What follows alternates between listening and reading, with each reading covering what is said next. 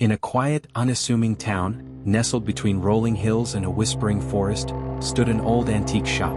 Its proprietor, an elderly woman named Ilara, was known for her uncanny ability to procure the most peculiar and often unsettling artifacts. One day, a young man named Thomas, a self-proclaimed skeptic with a penchant for the macabre, stumbled into her shop. He was searching for something unique, something that would challenge his disbelief in the supernatural. Ilara, with a glint in her eye, presented him with an ornate, silver-plated menorah. It was beautiful, yet it exuded an aura of profound age and a faint, almost imperceptible chill. This young man, Ilara began, her voice a low murmur, was once owned by a rabbi who practiced Kabbalah. He was said to have imbued it with certain protections. Thomas, intrigued, purchased the menorah, dismissing Ilara's words as mere theatrics. He took it home and placed it on his mantelpiece, admiring its intricate craftsmanship. That night, a chilling breeze swept through his apartment, despite all windows being closed. The flames of the candles he lit on the menorah flickered wildly, dancing as if in a silent, desperate struggle.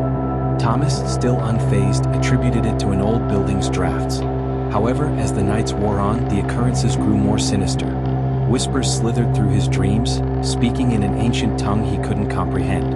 Objects moved on their own, and shadows seemed to writhe in his peripheral vision. One evening, he awoke to find all the candles on the menorah lit, their flames burning with an unnatural, greenish hue. The room was cold, colder than anything he had ever experienced, and a faint, sweet smell of decay filled the air. Terror finally gripped Thomas. He tried to extinguish the flames, but they wouldn't die. Instead, they grew taller, casting grotesque, elongated shadows that danced like specters on his walls. He heard a guttural chant, seemingly emanating from the menorah itself, growing louder and more frantic. Thomas, in a desperate attempt to break free from the nightmare, grabbed the menorah and hurled it across the room. The moment it shattered against the wall, a blood-curdling scream echoed through the apartment, not his own, but something ancient and filled with an unimaginable agony.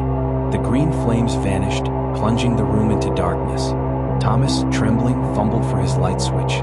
When the lights flickered on, the menorah was gone. In its place, etched into the wall where it had shattered, was a single charred Hebrew letter, Ayin, meaning eye. From that day on, Thomas was haunted not by ghosts, but by the chilling realization that he had not only disturbed a protective ward but had also, perhaps, released something far more sinister into the world, something that now watched him through the he had inadvertently opened.